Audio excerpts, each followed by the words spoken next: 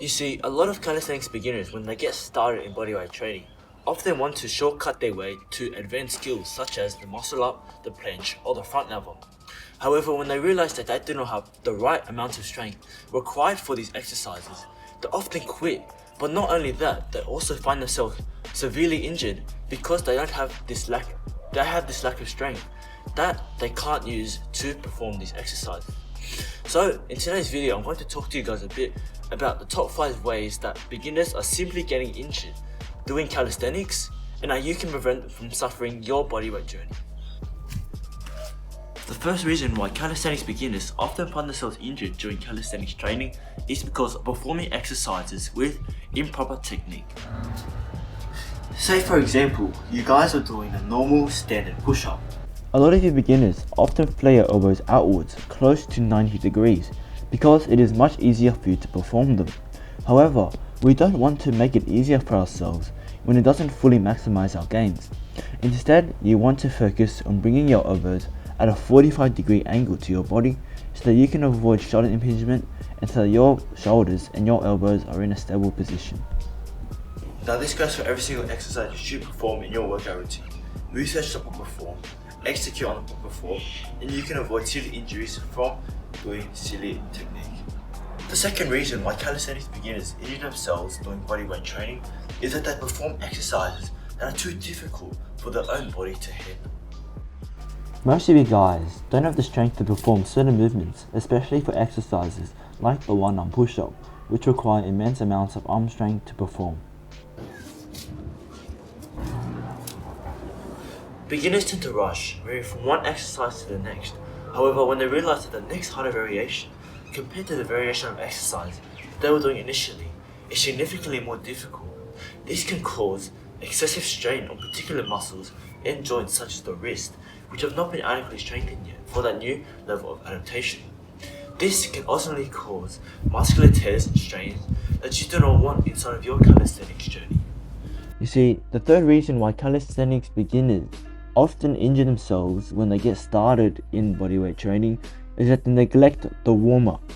The warm-up is the initial phase of a workout because it helps to increase your blood flow and it helps to prepare your body for the stress of the actual workout. Well, why can't I just go straight into the workout, Zach? Well, because when you don't warm up, your muscles remain stiff and increasing the risk of you developing strains and tears inside of the muscles or inside of your joints when doing difficult exercises such as the one-arm push. Yes, I've been feeling pain in my wrist every time I do pull-ups. Could this be the case, Zach? That is exactly the reason. You want to increase blood flow into the targeted muscles that you are doing for the actual workout day. Don't neglect the warm-up. Okay, so the fourth reason is one that you guys aren't expecting, but it is a lack of consistent training.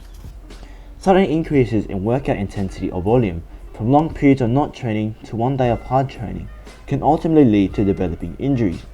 When your training schedule is inconsistent, some muscles and joints can become stronger while other muscle groups lag behind.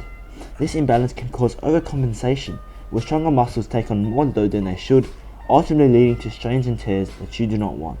This may shock a lot of you, but as a beginner who's just starting calisthenics, resting and having adequate recovery is essential for developing gains, especially in strength and size. You can't be able to put on gains if your muscles are constantly being fatigued every single day and you don't have any time to rest. Is that why when I train push-ups every day, that the amount of push-ups I'm able to do decreases every single time I train them? Yes, and that is also why you'll be developing unwanted injuries around your body because your muscles have been overly exerted to the point where they are injuring themselves because of the amount of stress that you're putting them under. I didn't know that, Zach. Thank you for the insight. So how can you avoid making these mistakes that I made during when I started my calisthenics journey? Firstly, you shouldn't be able to learn the proper technique first before you jump into any exercise. Invest time in actually researching and searching up the way on how you actually need to perform a proper movement so you can avoid getting injuries and so that you can optimally grow in strength and size. The second tip that I would also give my younger self is that you need to have a proper warm-up and a proper cool-down. The warm-up and the cool-down are very important in your workout to include because Without the warm-up and the cool-down, this how you develop injuries from the actual workout, because you're doing difficult exercises, and by doing them, it also allows your body to feel smooth and relaxed, so that you are ready for the stress of the workout.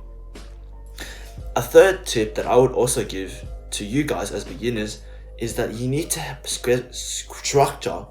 You need to structure a proper workout routine, whether in a notes page or just somewhere where you can write down with blank space.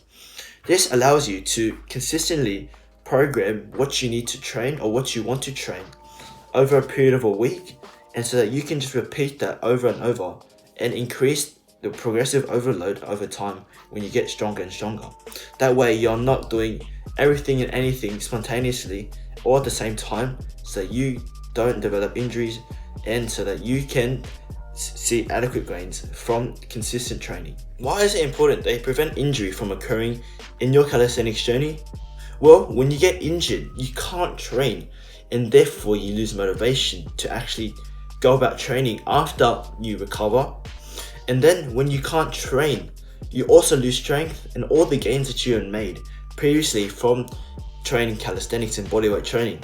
And therefore, this might result in you actually quitting and giving up bodyweight training, because you have not seen much significant progress simply because you were injured and that you were unable to train, simply because if you did train, you would gain even more injuries. So that's why it is important that you prevent injuries from occurring, and that's why this video is so important for you guys, especially if you want to continue and make your calisthenics journey as motivating and as consistent as possible, so that you can avoid stopping and thresholds that make you stop training, because we don't want you guys to ever stop chasing your dreams.